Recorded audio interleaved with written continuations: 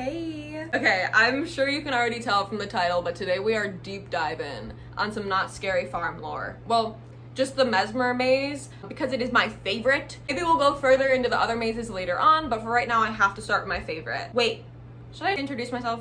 Hi, I'm Bats. I don't know who I am. You might know me from TikTok. I've been posting Halloween news updates there every week, as well as whatever other spooky related content I decide to post. I'm also an artist. That's like my main thing. Mostly acrylic painting and digital art, but occasionally I do little plushies. I'm also a clown. Sometimes, all of the time, just sometimes in the makeup. I used to work at a haunted house, but now I just dress up for fun, so do with that as you will. I don't know what that says about me. Okay, enough about me. I'm talking about Mesmer. Okay, not scary farm. Love it. I have to preface this though. I have never physically been to Not Scary Farm. I am poor. I live in New York. There is no way that I can get over there. I just spend a crazy amount of time watching a lot of videos on this stuff. So if I get anything wrong, I am so sorry. Don't come for me. If you want to come for me, buy my fucking plane ticket. I have been doing their art show since 2020, so my art has been there. I have not. So if you've been, this may look familiar to you. If not, that's cool too. If you're going this year, keep your eyeballs peeled because I do have another piece in there. Oh, also, who has my paintings? I literally have no idea who has them. The first one sold, the second one was raffled off. I have no idea who it went to. If this is somehow finding you and you own this piece, please let me know. I'm just so curious. Okay, anyway, sorry, I'm a rambler and that's why I'm starting to post on here. But story time. Starting off, here is what the Scary Farm website describes the maze as. Within the canvas tent lies the secret of the most potent force in the universe, the human mind. Give in and succumb to the hypnotist Mesmer and his sinister sideshow as it pries on your hidden fears. Release your inner thoughts and descend into the world of madness, torture, and eerie enlightenment. There you will uncover the grotesque secrets hidden as you brave through the most terrifying show ever created. But we're going further, deeper, into the mind. So, time period wise, I am pretty sure we're in like the Dust Bowl era, the dirty 30s, if you will. But picture like a seedy carnival sideshow of that era. Got it? Good. We're gonna do a little more with that. This is Phineas Mesmer. He was, I assume, the right-hand man to the old boss man. Thought he had it all figured out. He cracked the code. He knows what to do to make this place better. We'll see, it's not much better. He poisoned the old owner to take over the sideshow. This man is a hypnotist, if you couldn't tell. He is hypnotizing people and they're like, almost like possessed. And through this hypnosis, they end up doing terrible things, which ultimately kill them. They're made animated under the control of Mesmer though, so he basically has like this sideshow of the undead. That's the general gist of it. Now let's get into the actual maze. If you haven't seen videos of the actual maze, please go watch them, because that will be very helpful in knowing what the fuck is going on this whole time.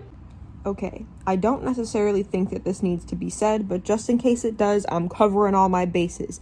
This is my official content warning. I talk about pretty much exclusively Halloween and horror type things. The things I talk about are gonna get a little uncomfortable. They're gonna get a little gross. They're gonna get a little graphic. I can't protect you all the time. I need you to have enough awareness to know when you need to click off, if you need to click off. I don't want to make anybody uncomfortable if that's not what you're going for. And I don't want you getting mad at me for it because you don't know when to click off. So, we're going to get a little graphic in this one. I'm talking about a haunted house. I don't know what you thought was going to happen. Okay, let's go. We're going to explain the whole story though. All right, now that that's been said. So before going into the actual maze, we get to walk through a little bit of the sideshow itself. So we have like a bearded lady, a clown, a fortune teller, the usual. And then we duck into the tent.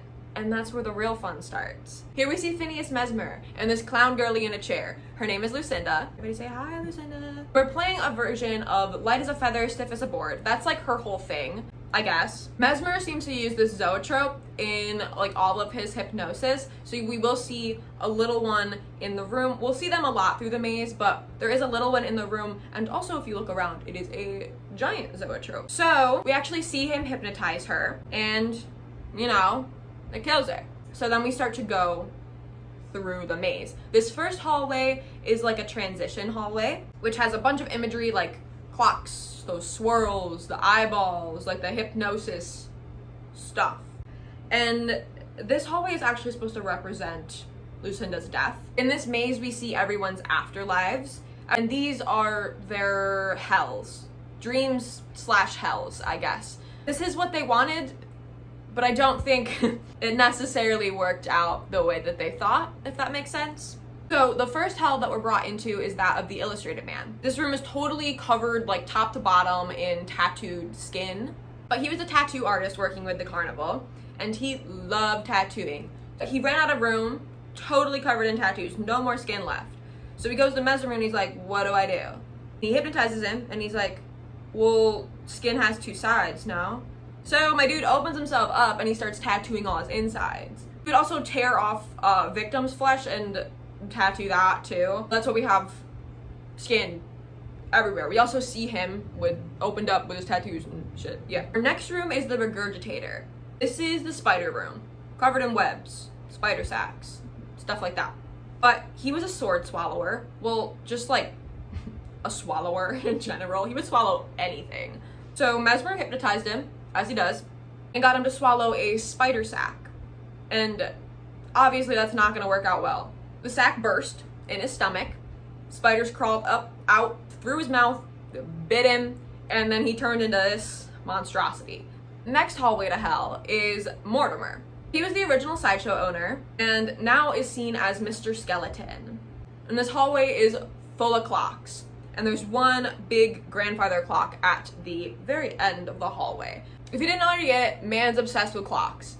But this clock at the end of the hallway is actually very special. It is the one that Mortimer was gifted as a child and he had to wind it up in order to keep it going. So now in death, Mortimer has to keep this clock wound in order for him to be, I don't want to say alive, but like animated, I guess. Next, we have Viola the human violin. This one's a little gross. She was a violinist who wanted nothing more than to truly feel the music. So of course she complained to Mesmer. He did his thing, and she found out that she could really feel the music if she used the tendons in her arm. So that is what she did. Uses her arm as an instrument and her tendons are the violin strings. So really feeling it.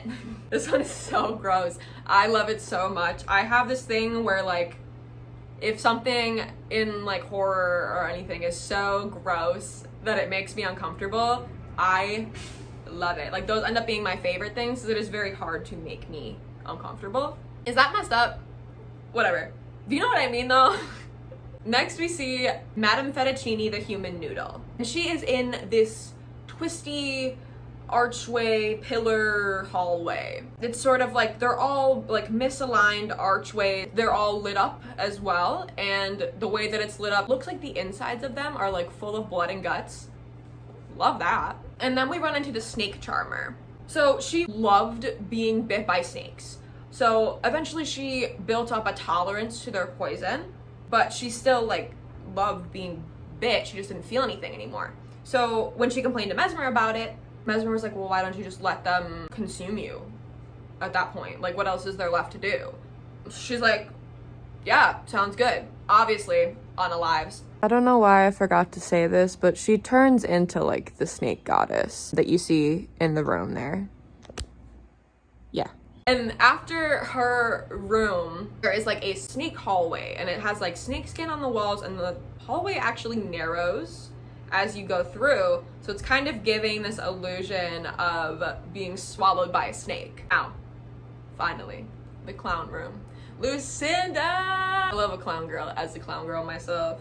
We've made it to her hell. We're finally there. So, like I said earlier, her thing was light as a feather, stiff as a board. You can hear that being whispered throughout the room, and everything in the room is floating. Balloons, feathers, we have clowns on the ceiling. So this is actually what I based my painting off of this year for their Into the Fog show. I will make a separate video on like the process of doing the painting, but this is my piece for this year. I will talk about it a little bit more later on because we're going to keep going with the story. And now we go into the metronome hallway.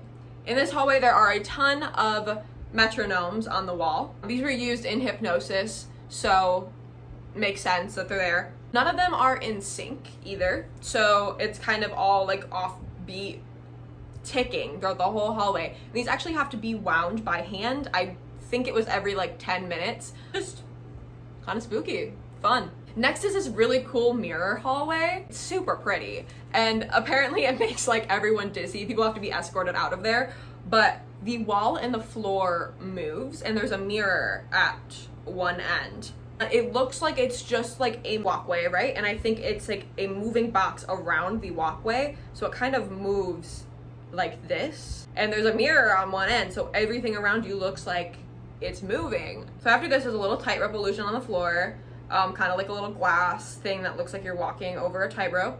Pretty cool. But after this hallway is the dot room. Everyone has a fucking dot room. If you don't know what I'm talking about, it's one of those rooms where the whole room is covered in a polka dotted fabric.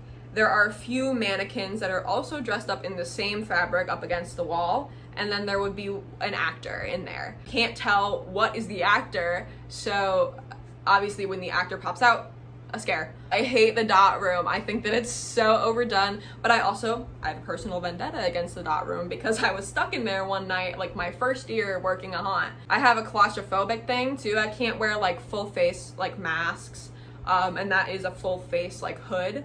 And anyway, next, Vanya the Vane. I couldn't catch in anything what exactly her role in the carnival was. I'm chalking it up to like tightrope walker, dancer, something along those lines based off of her costume alone.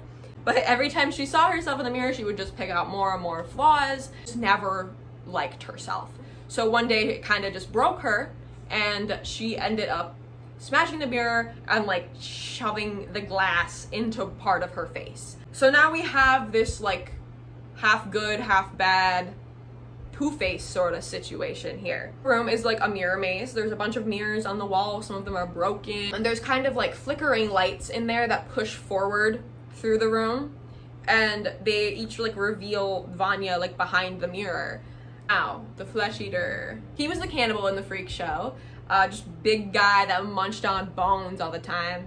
But when he was hypnotized, he could not stop consuming flesh. Like, just constantly eating people. So eventually, he ended up turning into this monstrosity here. The prop for this is so good. Like a grotesque Humpty Dumpty.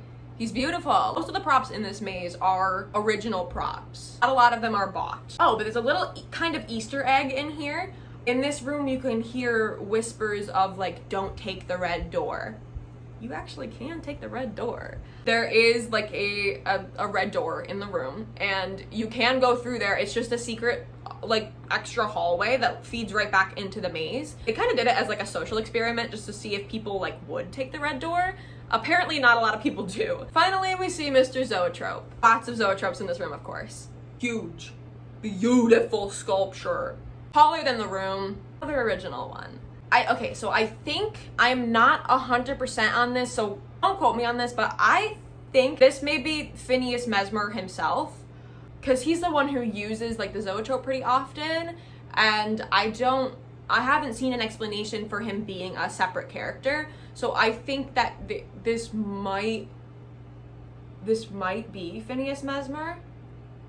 That's the thing that makes the most sense to me, because he ends up being like trapped in this hell of his own creation.